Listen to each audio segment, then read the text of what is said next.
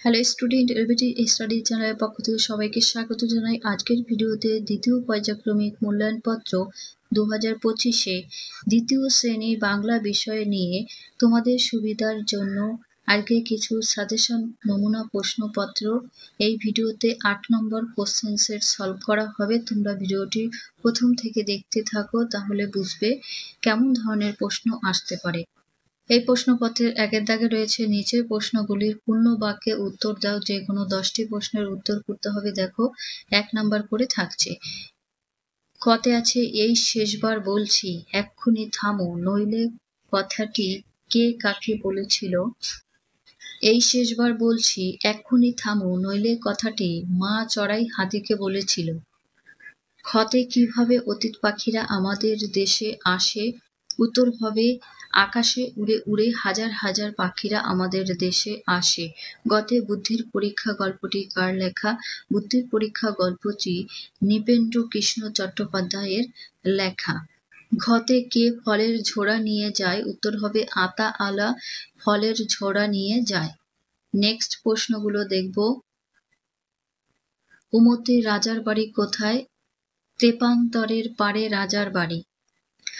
চদাগে ওটা কিসের ডাক। উল্লাস ওটা অসত্য গাছের পেঁচার ডাক। ছতে কোথায় মেঘে ফাঁক ধরেছে। উত্তর আকাশ পারে পূবের কোণে মেঘের ফাঁক ধরেছে। যতে বাঘ শিকারের জন্য আক্রম কি সঙ্গে নিয়েছিল।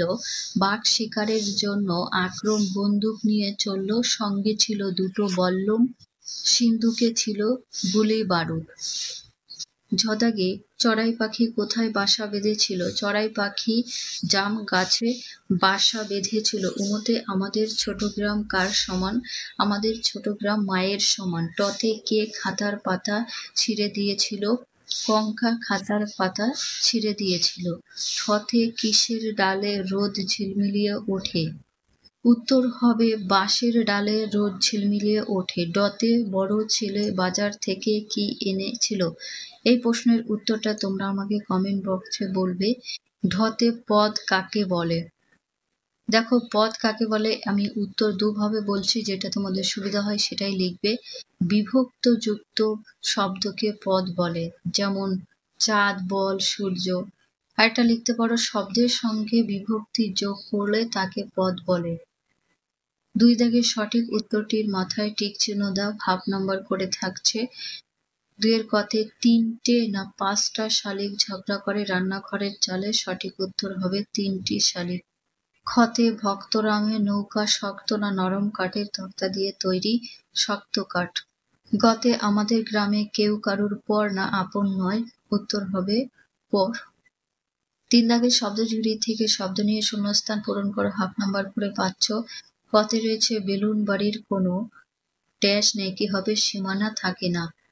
ক্ষতে চড়াই যত মিনতি করে হাতি তত মজা পায়। গতে রাস্তা চলেছে যত অজগর সাপ। ঘতে টাকা নিতে পারবো না, নিলে অধর্ম হবে। নেক্সট প্রশ্নগুলো দেখব। 4 দাগে কবি তার পরের লাইন লেখো। হাফ নাম্বার করে পেয়ে যাবে। আমাদের ছোট গ্রাম মায়ের সমান। তার পরের লাইন তোমরা লিখবে আলো দিয়ে বাঁচাইছ প্রাণ। ক্ষতে স্বর্ণ করে নিজ রূপে অপরে শোভিত, বংশী করে নিজ রূপে অপরে মোহিত। 5 দাগে ক স্তম্ভের সাথে খ স্তম্ভ মেলাও। হাফ নাম্বার করে থাকছে। ক স্তম্ভে কি আছে দেখো কর্ম। কর্ম শব্দের অর্থ হয় কাজ, এখানে মেলাবে। ক্ষতে আছে ভ্রম। ভ্রম শব্দের অর্থ ভুল, ভুলের সাথে মিলিয়ে দেবে। গতে আছে আনন্দিত, হবে খুশি। ঘতে শ্রবণ, কথার অর্থ হবে শোনা। 6 দাগে যুক্ত বর্ণ ব্যবহার করে সমর্থক শব্দ লেখো। হাফ নাম্বার করে থাকছে। পাখি তাহলে হবে পক্ষী, এখানে প লিখবে খেয় ক্ষয় দীর্ঘে পক্ষী। ক্ষতে পথ, রয়কার রা দন্ত শয়তায় আকার রাস্তা। গতে ছেলে পয়রসুপু তৈরফলা পুত্র।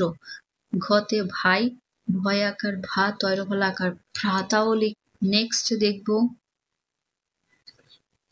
7 দাগে শব্দ অর্থ লেখো। এখানে হাফ নাম্বার করে থাকছে। 7 এর গতে শয্যা শব্দের অর্থ বিছানা। খতে কিরণ, কিরণ শব্দের অর্থ আলোর ছটা বা আলো।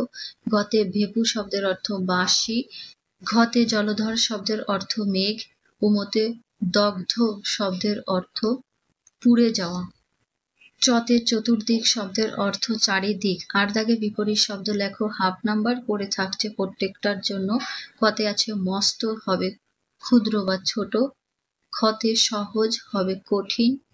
গতে উচিত অনুচিত। খ দাগে কাছের বিপরীত শব্দ হবে দূরে। 9 দাগে নিচের বর্ণগুলি সঠিকভাবে সাজিয়ে শব্দ গঠন করো, হাফ নাম্বার করে থাকছে। এটাকে তোমরা যদি সাজাও হবে ইস্পাত। খতে এটা হবে খঞ্জনি। য দাগে যুক্ত বর্ণ দিয়ে নতুন শব্দ গঠন করো। দেখো দন্তের শয়ত আছে, তাহলে এখানে দন্তের স ম দন্তের শয়ত সমস্ত। হতে এটা ক চয় ছ প কচ্ছপ। 11 দাগে ভুল বানান শুদ্ধ করে লেখো, হাফ নাম্বার করে থাকছে। এখানে তালবস শয়প আছে, হবে দন্তের শয়পয় আকার ইস্পাত। খতে এখানে তর জায়গায় খণ্ডত হবে কিঞ্চিত। ঝতে এখানে দেখো ঝগড়া ডয় শূন্য রয় আকার হবে ঝগড়া।